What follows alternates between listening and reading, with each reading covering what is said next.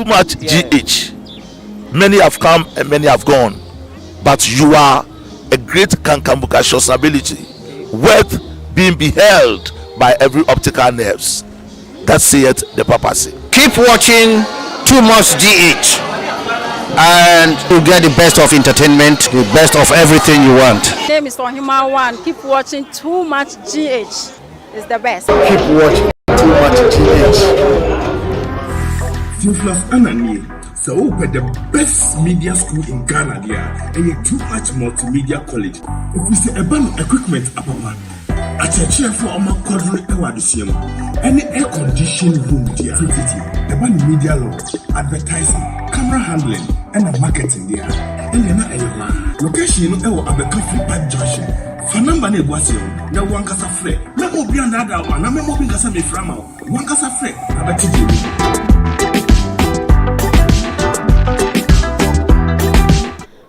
Memo Kwabena ediba Too Much GH so na nyame hwa se da bia woje bre na wo hwa yen videos nyina obo ade asenya bie yen pon ebie mu esanse oyi na basa free yeso a na menu mienu de menim ne ye beye esanse wo hwa ma hodo so entokwa esie ni ade na ye de yetimi da sore edidi enante boye life se ne ye pede a ne wo se ye hu se ewrade no odo yen papa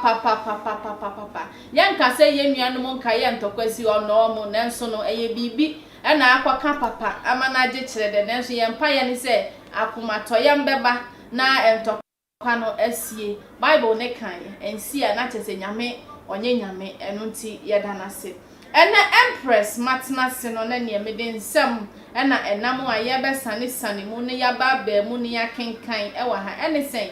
eye sofu panin a ne din ebeto odwane Ghana ha waje din papa esane nkomhya o hye edefa amampanin hu enti ama ne din no de a trend yankasa ba bia bekobia ene wobo ne din papa eye sofu Kwabena Tawiah enei waka enchin egu na ewo afi 2020 election na ye ba beko no emu October 26 eye papa ibe hye nkom kase se omampani na nado danko akufuado eyade a obewuo na election nso obesan elusu ede aka ho ensem way ode betu dwa Ghana for dodo na especially NPP party no na amfa no akotoye mo ebisu hu ni se eya politics mmere na eduro enuti no obi abetimi ahya ne nkom na wo hwe anim so omampani bewu nanso na se ade na dane amene obi a ehwe ne se da bi o no obi a wo si obi bewu papa panimu ene na wanye mfi aduaso aduaso amgboroye ni nyina no so wu ananka ye den na se nei wo wantimi witness omampani ni wuo na wo momadi kan akode a ene den na achia eden na abuo eden na kobaye eno ho nkomo na ye ba bedie ma mentwa me ho sima emra me ba na amadani bedwani edi atwere.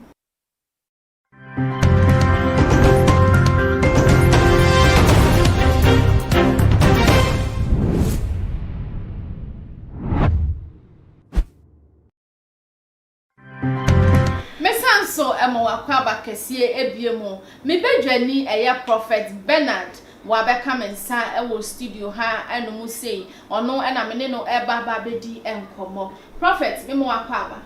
Jusu Empress bibi aboko de na me adom ye ho den pa ye da Yesu ase na Prophet we de en komo no ye bebo ni butu basa kra ene say Matthew Papa empen bebre no eya na nyame enam na diifo so edan ehintasem edi echwe se nyame dan ehintasem edi kira ekwan ben so ene behia se ni diifo befa so a obeka no press me that one no ase ma menchia mo chief achirichiri de benche Bible say emre bi atwam ni eye adifo ni bi Awurade soma no say onfa asem nkomo ohene bi na okoye no apply wisdom. Okay. So what you say okubu ni be na ebenimu a na obetisi asem ni ka say ni ohene eye wa. The fact say Odiifour the nkyere say you are above anybody. Okay. And I say odie usuche obia unse ye Odiifour we submit under laws. And I say ye were under obligations. Ye were rules bia e govern ye. Untimi nsore nko kankyere president say ne ba beto ubewu okay kan Job chapter 21 verse 23 Bible say obu amwodi pintin ensuti biwu emra na hoto no na somodwe no enti so bi kasa wo ba bewu a sometimes Awurade pe dia kire obibi etimi ye vice versa ebi ani pa no gina wa wo hwe no de wo se no nkom te no mpe no sam ebia ade na tina hwe so okay maybe in the rules of realms of the spirit pa unsem panimfo say owefo nsa no wa hwe odie de wo de kire kwan ka hunu say de aka ni gina de e kire wo so enchi the moment say Awurade ya reveal anas wa ye bibisa no empa kire say bi enipa ni ba bewu anas bibisa sometimes ko Awurade ti bi gina o ka cho say ye wo na wo ba beto but unse Odiifour bebre na ye rasna okay kai Proverbs chapter 14 verse 29 Bible see won kofo bi om ye hu katere okay onya hu ya na hu pre no ma me nkoka okay ebia in the realms of the spirit and so empress na ntisa etimi bo epinim ade ni timi ba na bia nye sa ne kwa Awurade pa kire ba hu ni yie sa what you say but ena no eya ye hu de enuanu bi pa kire so what you say me Odiifour this snap ya kwankire me hunu so comfort direct okay Odiifour bia oye nyuma bi se de ye papa yi de odwan ni ade nyina okay so what you say wo sie odwan any Ghana flagger wo pa che se wo sie yen o sie o man no what you say wo sie o man no ebia wo yi apaye na ebia mo twa aboa na ebia o mamu enu kwa wo se mpanimfo kwa begina wo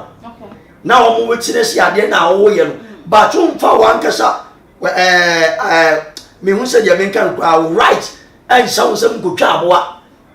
because me minim se si twa aboa kon near the oman na de kan de no a ye ti bibia fu oman no so okay but prophet say a Christopher ye will be a friend say intercessory prayer utimi gina mu dimpa ya ma obi enti no se wa hu sa de na ogina mu no ye o man na Christo empress Christo ya asori ni ti no ayimfa no be gina be twitwa abo ati okay say what dey pata ma Israel what you say Christo ni by de no no ankasa o ne yi odwa ma no o de ni pedua be ba afode preko dia ma asori no okay apepa ye bo ne nti obi anu a obe saade ni biu o se fapem a watu esi wo obi ntum ka sa fapem dada no so except the one is have been built by Christ and so bi ba no betu fapem fofo dia hunu ba bi enipa ni free ba na akonfo de snap yi apaye Odiifour so de snap yi apaye so which is which difference be ne wo se when ne konfo ne boso maybe a bosom zontoli bosom akabri na wensu ba nya oso yo Odiifour Yesu Kristo di ya mo Kristo di emusna okay onse oshina Kristo chira paye what you say wo na sem abosomsom ni nsabu ewo Korinto fo homa oso chira na abosomsom fo aduane die say obi dia aban wo na say do you know the implications say aban dia do you know the implication then o say you are aban bia ne de ye okay you are aban dware wa e ma ho kwa ma evil spirit enya ho kwan aban bi te say me mo wo okay akonfo bebre di TV so okay edit radio so ye wa abuo bi ho person be boy woni din say me nya sa bo ni mienu de ba na kabom sia aprada be tia mo life ha okay so what you say but enu no e sabiti under akonfo any abosonsonfo lesser gods but e wo ho okay me mo bo ni din wo mo hwe wo nim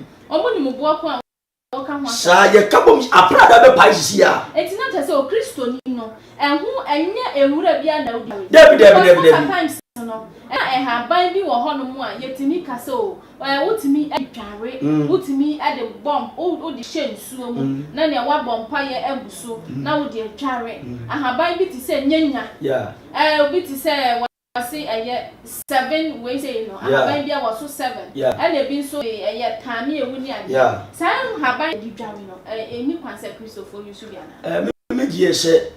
if you have been built by the power of the Holy Spirit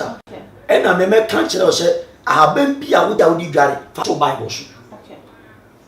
I have been be a sunsun team you are God of the forest what yes you are the God of the rivers and you are among the rivers you are nyame atiti nsoni you are ensuo nyina achi a oyebuso peni odi nsuo nyina so sa na oba aban mu a aban yes when we are ti ya de bia meeting enu ti no mo ti ya mo de do acquaintance no dia to asie ebi won so be kwa deja sa obe kwa deja wo ti acham Kristo tire we okay nkai Deuteronomy chapter 14 verse 9 na ba be pemfo o bi tire din so and so go for ya kwan na o from left and right sha na be se mbo ebra and so be aban no ho ku tu shem na mama wa na o to nya be se taking feature fa to so kwa yo ko ti so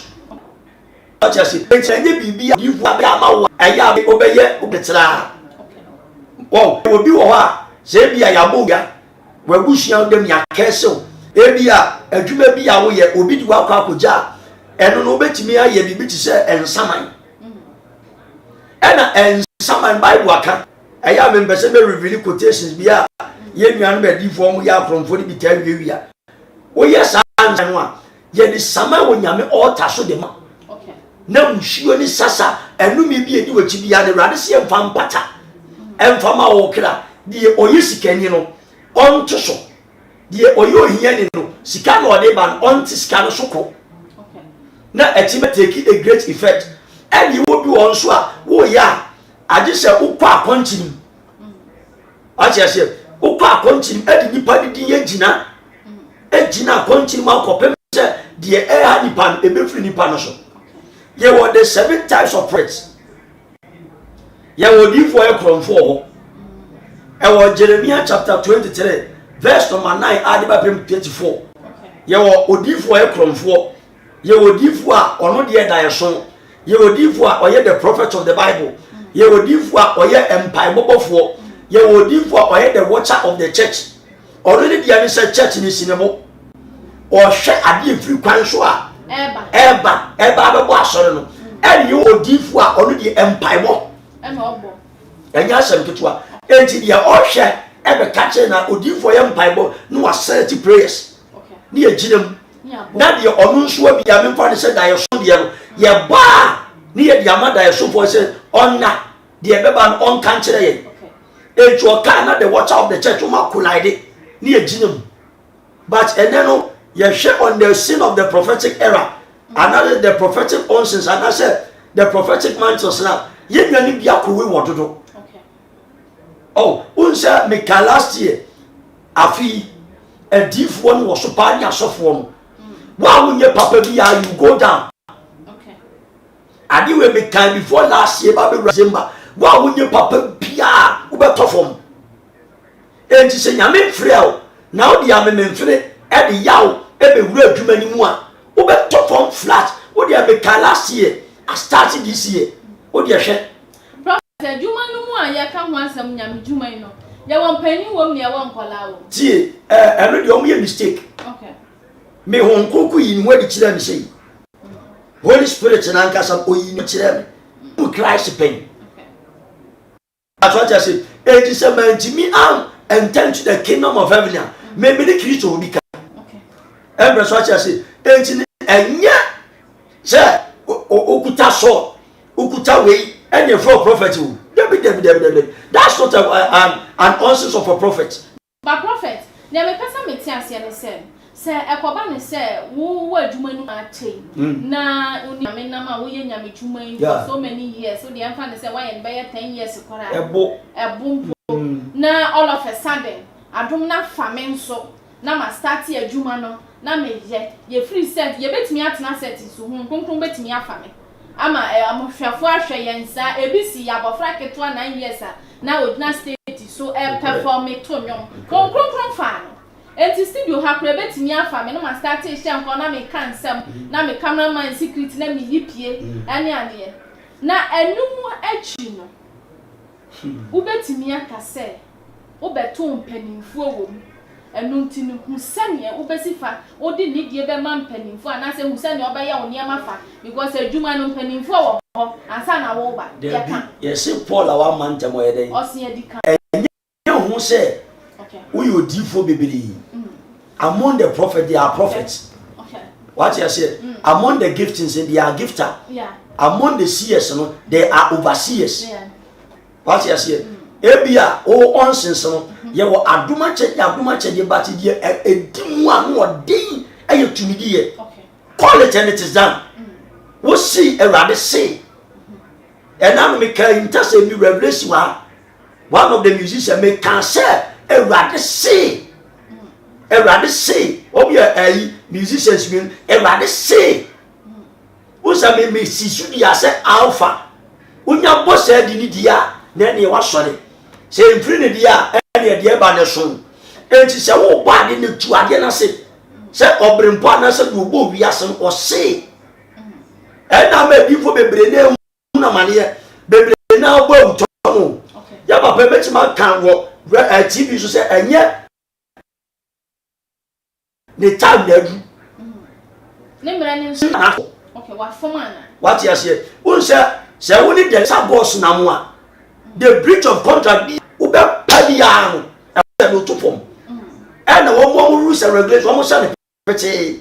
say bia enye we na yenye say ma but you go down ya show before the nyame nante okay Bible say ofreya or the yakwawie papa share the lives of antigrace and umfa on wa be wo ka kire ne ma say mo kwa so dia bai mo be ba na menti ase me papa so ba be fami akọ okay koya be to apostolic of Christ Apostolic Church International obon pastai adom obi obon pai mo je free shaba easy enti no wa wie ya no wo be kwa wie papa now be lead a good legacy life okay and what you say it's and Odiifour ne de sometimes when we sit back ye hwem yo mabia mame ya mani efri nyame akwan ye number bi kwa na Kristo nam ne baabi nyame betimi obetimi ayusu nyame din aka asam na afi obewi asam na aka na bu abebo nyame no ye wo nyame bebre okay eti na ya mekese sisudia se alpha anase ewurade ene eka anase mara ne mara onu na ekasa minyame se unyame bai we ewurade bai osi oye ewura numu de yi ewura the master of all principalities enti oni ne anyame ni nyina ati enti wo ka ne ntam a nya fe ne ho mawura mu aba oni mu wai amon na Odiifour na sofo no ugina hemfa ahemfa no to ne nsafo o anasa hemfa no yi mfriye a odu bedu sese ofrewa odu kwawie papa amu wo uto sa o obemwo hunu enwuma bebre okay so ti ase and I say sometimes because enipa ye bre any say the stress ye hunu nti but ya re safo eni awurade obi a kwose ya nwode aye hon konkron entum kwa hospital me so me ti awurade so na sorry okay empress adwumadin beye am say 15 years ni me koye dey ye bre da wale ye bo ne mpaya ye be so nwa scan ye o se ye obofo a o wa uta leave say leave so many man me catch them obofo kuta leave say we are the messenger and say we are ordained man of God real one na say wo da ho na am a brand way ebe ma won ti bi so ni bi mu a wo mo di aba to forehead say ma hu bi say life me amantima nkam me amantima nyare say na me da ho ye de to me mu aso be hu de ya me da me so me hu tin okay so what you say enti ye wo asem a say awurade ni hu adi a me say Kristo ni mebusa nkwasi bebiri so what you say enti ye wo akwan bebiri adifo nam so but awie ya no eno ni asem prophet yan hwe ya papa ya ene waka nchini agu na oka so mampani ebi oka ye enkom sande o share ni bebere timi kan ya say MPs ni na parliament say KD4 na wey no papa ya ntwa ni mfie nan kura emwie na wanfa na ni nso ehu papa na wie ye na ono nso de atoa ba mo wo de akoi eno no ye betimi African say ne asofo no bi mu eya na awieye no esifa ekono den ne koba ne sa because ye hwe apragu my daughter say ye kwan of fa so a ode ko ya odwen ho a wonti ase ye papa nsu ye so ya le kakra eno no meme de yun say meme de minim say alpha me san kan sisudi ya alpha ne ni brabrem me kan last year say the body of Christ ebe huna mani afiwe 2022 akopem 2024 na enye easy enye better ntu ye sofo na onim se nyame mfre wa bible no wa na otoye koye church member ebia na obotan ne na nam no wa repent oye church member on ko ha no bia se nyame afre wa oso na se hu se wo dia sofudie na ho na se odu ba bi na wo na nkwa asan wa ti koye church member na wo koye church member any ngwasi ewe every day you owo ni ba no sa wo di nyame tumi empress na wo di adwuma okay na wo gine nyame asem na wo kan kware sem no every other church members a o kwaye kona o nkoton ade o nkochi obi nse sunsun de asofo bebre wo altar room e wo ma soro o tibi so so kona ko wura dem a de obi hu mema meka osofo be na yesa okay Odiifour be na yesa so what you say yamanya me adwuma ne adifu nyuma na ye hu to the extent but entisa so what you say obefrɛ say every alpha dia odu be kwari papa every dia ye hwɛ any with the perilous times emre mu odin and the Satan adifu ni Satan so for take over because of all Satan or employer so be ma okay eda yo be ma okay sika o be ma okay fame o be ma or investors ni radio personals ni big tycoons Satan ka sase da mo musika and obe pejaw no mu nyina ye gongon gari yoyo but efire wade dia ye nyina ye hwe etiem ke anu tum asofo de difo no mu jimiri ye odi ye hwe a ba prophet asofo bebre na kan se ne o kan ye nyame onso se alpha no chirem meme de bia me tumira na matisie o anti chiresi e wutumire na free so yan clear no because obi beka se onso wo kan alpha no ye ne wa hina Jesus Christ ibi onse o ka kire John okay Revelation chapter 21 verse number 6 be pem 7 okay o se na o ka kire me se wa wie many alpha and omega emfitiase ne awieye no me na me di enkwan su kire mu nsu be che obi biara sukom de ne kwa na di odi nkunim ni benya ye nu adi na meye ni nyankopon na ono nso aye me oba okay inti no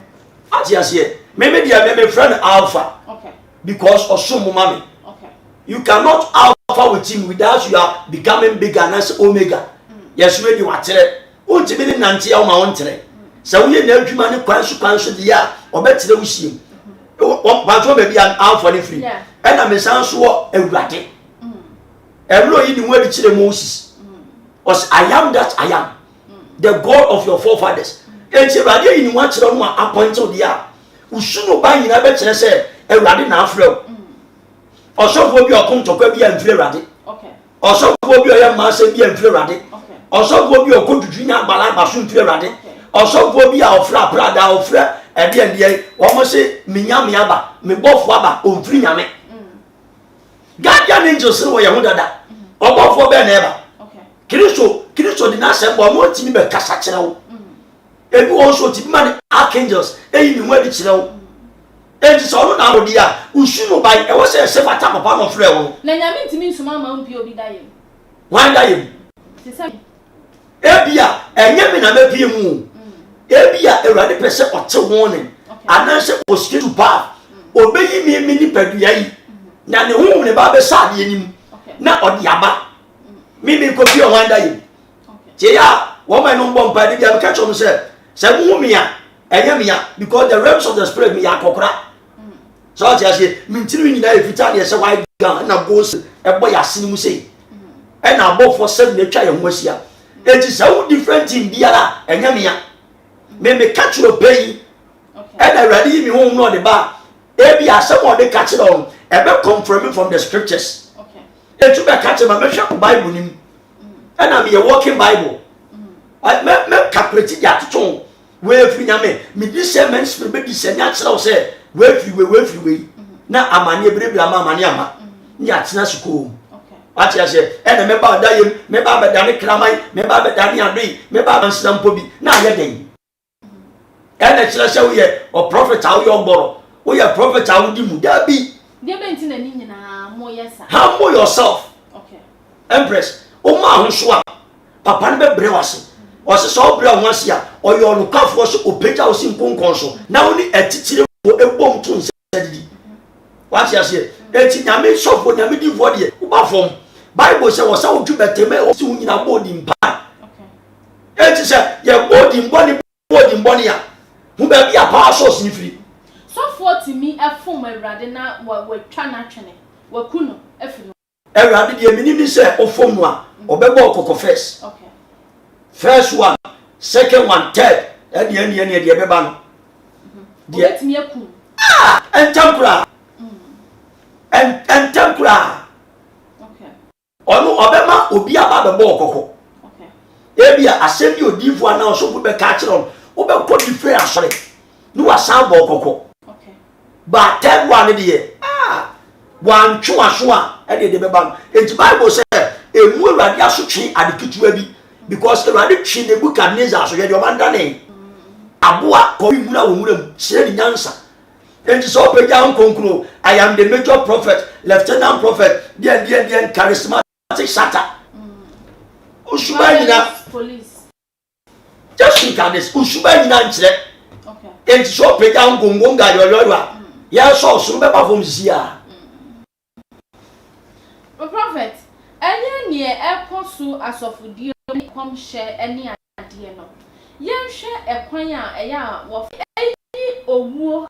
ekire wo se enipa sumasi ebewu anase mekunu a anase wo hu se te se ne papa yi share president de se obewu obese lusu election no wagu nipa no na aya bone enti na nyame ba bekunu anase ade a wo ye no enti na nyame ba bekunu anase se menti ho na se me the empress me meka ne se Bible say ohunhum katere fo ena Lamentation chapter 2 verse 7 eba o se ye wo Odiifour ni bia wo mo hyenkom na wo mo sanso ye nkom se ni mu adwuma too much we interview me catch the dom say ekufo ado hu na mu kina okay me eti ayade bia wo betimi de honhum aprel akasa ebi betimi de honhum aprel wo popo ni agusu a be ya kwankire na wanwa ewuo se utoba betu obi a chinchu no be ya kwankire so what you say enti se hu bibia ebia sometimes Awurade ma wa hoɔden bi obetimi aso agina no and among the realms he was tumi bonsam de any Kristo de Odiifour mu free Satan na betimi mu aba beka ba se be ye mu adwuma na yasa fa keke duro bra be sa wa asɔre hɔ be ye be bojam be ye wei but wo mu ni ye no mo be ma wa fam no ebe church we ye satanic kingdom but Bible no so say akwankyere ewo mu akwankyere wo ade radia say I Jesus to cry ya kwankyere oba ye no e na okenkan su du ba bia nyema bi wo ho no na say bisade bi wo ho kra na wo bisa radia o ma wo say ya kwankyere sei na efa bisa no na ho nsa beka wugidi a eye adwuma enu ti na say wo ya kwankyere na enye eyi na Kristo kwankyere o mo kire ne ya edifo ni asofo yi ne wo hin na Kristo ni kire Kristo ebro odifo no ko sia de oyaro asofo okoto nso nim 7 times and now beka chem say me mabodam ye jimifo me fa me nkoto nso nim say odifo pe ba bi fa Kristo nso ba ye no de na odam subra no wa ya de no owuru 38 years e so a osori na fa akete ye free tumidi and now kinkai First Corinthians chapter 13 verse 4 and 13 os aduma cheye ni nyina wiemu die eye tumidi ye enti se rade mfa mawa okay no what now baby what yes here on fan no mwa ebi ya wo de ne wei enkopre ho nkose prophetic onsinsimu so what yes here enkopre ho nkoye wei amra wo de wei ana wo ma nyame afom bia ka nyame asem adentina so bia person ya prophet unse media I don't know but me what I know in the demonic kingdom they say they want to shatter Christian Ghana. Okay. Oh yourself for not team are very careful. One more person will be Christian kura next to be young Cassiasem. Okay. Now obia to be Cassa. Pastor said, or say touch not my anointed and do my prophets no harm. And to the prophets no ushuba no ne ebe edify. So we are a real prophet from God and us from Lucifer. And now can Timothy woman. 1 Timothy chapter 3 verse 22. Or say and sing a mere query say okay. And was so jubete. Emma woman to see who in a body dimpa. Now my bones so much say one say on your panel. What the attitude for manisho. So what I say, and you should buy and it's your component part. How can I call you a prophet? Odiifour did your man for them. How can I prophet? Say Bible they do every crow did atem. Bible say so. Bible say Odiifour na say an odemisa ugina say Nyankopon bofo. Okay. Or the name sam kon na se wa no. Okay. But e dru ba bia o kenkai but you will plan your fashion. Okay. O si wo kwase ade nsem wan kasa kona no ne nkopon. O si so for the so you diligent. We are self-respected in the society and also the community. Am I in your once a big country? I didn't know why you nipa. Why you nipa? You suffer if you are any nipa. Nipa. Any part of your year. Empressing you. Everybody now frail. Okay. What you say? What frail? And I order home myself. Or say you can sell winsa. And now so for we are you. A big class you. Doctor's advice. And doctor's advice. Bible says and say radio kwemi so yen sabia. Okay. Ye twabi near the running catch a guya. Nanya kaboni pambo si form now to pebuo and pass ya some kwa. And tibusa ho. And busa. Osimen no monsa. And now should twabi. Ye osimen woni minisika. And woni binisika. Osimen nye pupo. We have popo and ya bearful, ya bear, Yamia swa. Me fancy Yamia so for me. Yet categorize when you are so for dinner and tally. Okay. Also, young fans are day money and a raffle. And Sunday for me about what I mean, Passia. Also, raffle. It is a so for the row. No, on your nipa, men can can. And kind of so for round what? Never away for.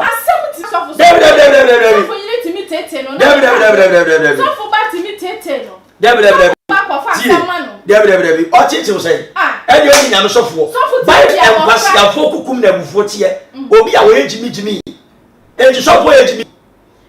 bufu a no ejimi. Can't you control your temper as a man of God? Okay. And you go and na mama me sekai me betwa ye be na me social media osofo ni the scale twa empress I am pasia dey ejimi. Okay. O say ma dey enkochi we bufu so mu bufu a e ma mo enti no say as a man of God, they also want to church. Enti, ubu afumu akori ati aye empasi ade sakasaka. How can me bow? How can I call your man of God? Okay.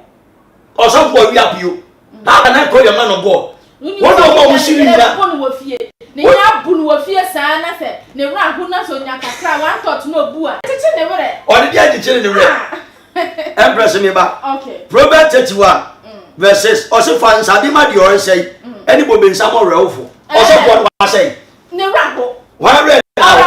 ne wura ho wa re now ne yira ma ne wa ya yi ne yira ma ne wura ho as a man of God when ya yi ne yira ma ne wura ho Debbie mami ko the rules and regulations of a man of God na asofo ni bi ye rock for man ga ne mu kura do as a man of God you call yourself a man of God uba social media kasa rock for se so bi asem nyansa mpo ni utirim e je ba chire o ma Bible so bi ehun ni fie su dia wo ba dia hwe nyame asafo so ye e ya tupabu nyame asafo ya na tupabu e pa logo ye de tie osof tie osi 1 Timothy chapter 3 verse 1 eba etifia se osi esua e fata Kristo fo asofo okay me yesofo esuba ya e wo se bitim ansa no timi ehumi aka chem se ayamema no go okay enti se hu se esuba ya na anya chofo me ba okay yo na be humi na time kwado ye adem kwa we bia ko school usia tankwando me sia tankwando ya den sofo nya tankwando aduma osi no kwasem ni empress se obi pe ohwefo aduma wa pa aduma pa nanso de esa ohwefo ne se wonya ne wonse minka oyire ba akukunu enti esofo woni yire e wo mpena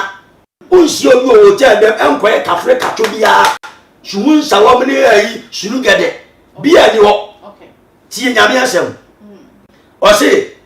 enso de esa ohwefo ne se wonya ne wonse minka oyire ba akukunu na ni su da ho na adwini mote wa adwini mo chaba ko na ka be mu ya be kama ka jam gira na mata me bo na me sekai adi asofo lope sofo ne ho maba ho me obofu maika na e se hwe nyame asofo ni nyame difo ni nyina the 12 apostles of Christ shini wa ban we e ko free him fa Bible say Satan or rebellious it is an difo na sofo ni rebellious it is a mu shini nyina mu amu aten okay osi hwe onye nsadua osofo bi anye de onye nsadua num de obetimi ya no bato num ntontinten obi ode nsa no aye ne regular one kai Bible onye nsadua me ba the rules of a man of God yo prophet rules ni prophet osi hwe osi onye ne ho we say opa ho ye onimu nchire okay it is all from a man of God now in church how can you teach your members okay so what you say wo de peri ye ba wo wi ade mpaibo akesi ani abeja na so okay osi hwe popo so wa woni me pese be bo bia di okay yento aha na mbom odwo onye atutumpe na se ni sai ai se opese ogidi nji okay osofo we ye adwuma no aba odi ma ba oni agboni din enye beje mike atutumpe program bi opese ofisi ni hom emle gadi mpeja okay ewradi yin na di kira wona wo ka atutumpe sa okay osehwe onye sikani bere odi odora ni fiesu yiye mane mahye na se monyamu na so obi ehu ni fiesu dia ebe de no behwe nyankopon asafo so onye abefu na wanran ti odi atwato o se na wanran anhwe obunsam atemum nanso esese wona wotete ne hu eboni dimpa na wanhwe ahowra ni obunsam afidiem enti won ho na ma odimpa na sese wo nya safo sofu tankwandu sofu fragadam sofu chinchine atwan ebi kwa de ba ku bia mati ese efre no ko adwonwo sofu adwonwo no ade usu koko ye nyame sofu obey okay ye wa Elijah Hezekiah Isaiah Jeremiah ejudi ni say ya amparu atara wey ororo no su fi nfa ye the rules of a Roman of God it is also for a sabiamwa media make us a criminal but prophet and sabiam no say eyobia ensa no de dia wo re Bible na ka say any but say once a while no wejan o sepe o ya de o sepe de alcohol just look at this okay wine drink where they grapes ya blue ni kama akọ obi en onum wakoma toyem en na bible ka omodi aya akọ onu oso yefuru kikanti numbobensa uni bobensa wanka se ensa eye kika o numbobensa grapes se de be ya wo ya konchi bunti bi nya dry cra anase wo yem bible bi wo ya umpeso be ya yufuda onum a sustain wo yem ema etibidu common realm ubewie na afi waba honam na afi de honam na yem lo be pa aduane adi ene na asofo ndi ada akowensansam no these are the rules and the real ethics of a Roman of God. Okay. Enti so okosofo ho na so se ade a eha no ehu behia se ode akokọ efita oye konfo se eyi wo fa no se abronoma abronoma just look at all this. So the yakwanche ma wa bebre na nso edi adanse se ye de yam a wo mo no Kristo free suru ba ye ni na suafo ba ye Paul ni Peter mo ni wo see that's why the abronoma yakwanche on one case ogwa ma na ba ebuburo no ye Holy Spirit otimumu eti ye ntwa aboa ye ntwa gan bi abio the lamp ni pedua ba be bo afọ de hwie ni moja agu ade afra ne ma enti your Bible si do di bon mani nkosuni na de otene no ongus entinara so actually entu be ye anything bi a ye vice versa bi a you are not a man of God na say ye kasa mentu anointing oil mra na ye bompa ye gu anointing oil no so mame ana so se wan kasa bompa ye gu so na fa kohwe ho na pai na eno so e wo de kohwe pai dey anointing oil wo de pai dey wo de hwe ha mana pai pai dey na u break chains enu na ye omo ka ye machine wo akono de ni ayanta ne kiraman apapa abosom eni ensuo tano enwa kyekyere wo de anointing oil ko bofo nsuo breki unim the spiritual code ma menche last me kire ebusue bia ye wo ba ko de boni pati no sei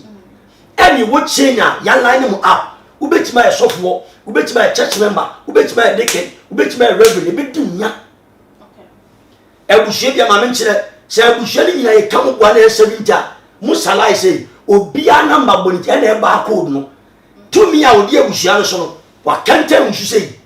e na ba code ni bobo bia enti se ebodua e ya bo ma mi ekua bia ye hwe ma mi ekua ye bo ma enso tano ba mu fie no e bia busumi ye bo kyerwa e ne di ebusua no so obefre bo kyerwa e de mumu ba be line up na eduabo ne ye bo ni a kyere enipa no e bia ne ba code ye sei ni ye yiwa pie enti se won ti ba code no entwa sa pam ni mu a ye odi aye kohwe no you na ye de hwe onye odi ya momo Exodus chapter 30 verse 22 ba you are cursed what do you go for man mama ko Jesus you are cursed what do go for them what do go obi break them eni enka na ma break apan ne dada odi mo mpai wa ma mi abo empo kwa ne ye no tototo dealing with the hierarchy say nya sem tuwa o enya say what do you go for bompaye bompaye ma kontiri yan wa bompaye wa ti wo fi bone ho what dey ayo o se ti o se se wujare deri ya wo munya de yi omuntimi wo wujare nso deri ya jai bone jai suma si gedie na che ho ya okonku na bompaye mo wani na o we dey e manwa e na nso gina o more money oil da ba gina fa ko miamia ho osika beba apotako oil da ba gi ubenya protection bai Bible ka o say I am the protector of Israel min tonko na mena enti betima bo ho bai me ba me show say di min sam so na nya hoto ene Kristo fo se mpewei wa ji obi kunu o di obi ra ko se hotel o me of youngest o di no ma ko hwibra rensa how can God protect you wa send mra the rules regulations enti wodi so a ene ye bodi ni ye frem konya dem a enu na aprada be pai on your favor because Bible say okasa o ma aprada pai na onu o ye nyame o ti nsu ayiri so o ti bi mo ho bai say Kristo bo bai wani kira man enti say oyo no wan de kina di gunso na di galen so we nyina o di Jesus catch we Jesus edi na ope odi na ope o si di mimna nsem so me ba di mimna nsem so nya hoto ba bra bo kronkron na be hu mani munyam enti we ya ni ade e wo sa wo ye wo hia o ye wo sa wo di be dware di nya bi ben sam so dan chin di dware e di ade wo di be ye sti we die woni mi sa dan chin bo ye di bo hu mutu me nkyere quotation no na o di akwa akokum maame woni mi sa di bo hu mutu ye wo quotation a ofa enkyere na wo di 7 days uria wo be say ya tade no wa sanchen ya to nsa left ufiefo betima bo mu nyina ni tonchen no koso the oil within 21 days après de bi hirim na to on me biya di fa me di agro mpa bo sa eya kwanche bible na me se me nkyere na obi di akwa akwa ne de akwanche no me nkyere na obi di akwa o ya ye di gina asem so na eni na bo me take effect enti se ma gina asem ne so na ma kenkan na ma ya kwanche na ma bompa ya me hote di mran asem no do na ka me di oil no ma bompa ya gus na me di akwa hwe bi ye blast oil enye for enti na maka se bible si emu bi anye ne nse so but ya pai no oil no de ya pai I don't know about pai because abosom so na me say ye pai mi oma bra be bo se kan bra be bo ade ande o na me se ye pai so what you say enti ade na wo gina so a wo de pai na ba bi a wo gina no wo ye sure say the 37 battalions of hell and I say the 7 demons of Lucifer every belly about so can you stand and they are some no o pai dey enti ba bia ko pai na wo say won so hu ne wo ho ansan na moti aso ye wa kwa gina me de bo form pe wo ba kwa na moti na o ja shon dem so na de bo pocket so e de wa se pocket me ye se ho ye me nim ye se ho enti o pai for day who say in the realms of the spirit no mo say odi nkurimu a reflect of physical so what you say who say sometimes me can obi o ba o wa o timi se bibi chichiro nan o feel it but bibi anyo o wa o timi se bibi e so so pa bibi anyo o ti wa bo nse wo sin asi start firi moja bibi anyo unim spiritual implications pa che si ye cage ukra e na cage no nso no e ti se me bible ma men kire ti fu bible yi se eye Kwame pepra na bi ni se cage mu a eye ba ko 7 na ye di se cage mu a ye lock ni se ni ya tam cage we di asa wo da cage mu ni asa lock ni ya tam ye ni sa di asa ba kum ni ya lock di mo di na sa cage na ni ba ko pe e boni ha se e na sa di mo ni bia no connect di ma ofie nkunya ofie nsumai se wo mo chichire wa wo mo di command the higher rank authority enjansa na ba be chiche wo ho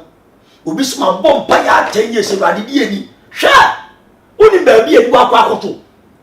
esum atunfo principalities okay di no shemu pa padlock said da no amuyiya enti mo nya ba bi a eye the right source of Christ na wo megini ma yodima sa e no mo yodima e be reflect physical unya security code na de bie gate enu ni asam no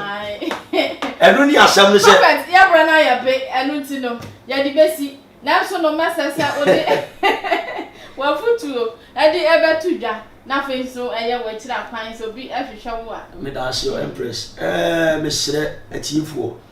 ma yendo sunsumu esuko ma yendo sunsumu esuko na eye too much eye aye hold spiritual program eye Tuesday bia anumre 4:30 to 5:30 me sere ma kire nyoma me bebiri ma kasa bebiri na wan so a woti we wo kan se yesere obibi kire wo so bibi haw bibi tietie a wo pese wo ye gina mu ne ye jam nyoma ne ye kanche nyoma kan nyoma bom bible says infrewade a ebe gina infrewade nso a ye hwe media meje so a prophet Bernard Esia e wo Holy Ghost and Fire Prayer Ministry ye program bi atu ni din say breaking the demonic barriers ye headi program mi e wo flat top botchi and answer botchi onto other school flat top botchi onto other school ye started a 14 days power pack baby a will be a fa ho benum from any twetwe nkomo 70 ma 0249 631 876 0249 631 876 4 hours non-stop prayers. Peace. Bye bye. Order for wa wo hweme ye wo wasembisa ensema e course won ti ase wohia eye sunsun mu nkyire mu betimi afre no anasa wo comment fafa your comment section ase na yenkenkan emfa ma wo yenyi wo nsem bisa ni nyana no na yemfa ma wo ye wo other social media platform no eso on share video no da na wo first time but more than say wo be share e de ama me wo platform a wo so nyina share fa koma me na amanfo nso ensua ade no wo hu ewiase no se ne esifa eko won subscribe ye na wa subscribe e de ama me nyame sure wo se de bia wo kan ye ho na aseda kese pa enkoma eye me cameraman Yamsin Jamaica me engineer and the different and me editor Mr. Dogbe nyame ensua mo pa nyame ya dom na se Yesu ama ye besan ehia ebiemu me din ene Empress Ann emema nyina ketru ba ko Mrs. Kwache Macron. Theophilus Anani, so the best media school in Ghana there, and a too much multimedia college. If we say a band equipment apapa, a chair for a quadruple ewadisium, any air conditioned room there, a band media law, advertising, camera handling, and a marketing there. And you're not a location at the coffee pipe junction. Fanamba ne boasio na wankasa frɛ na obi andada ma na memo bi nkasa me frama wankasa frɛ abati bi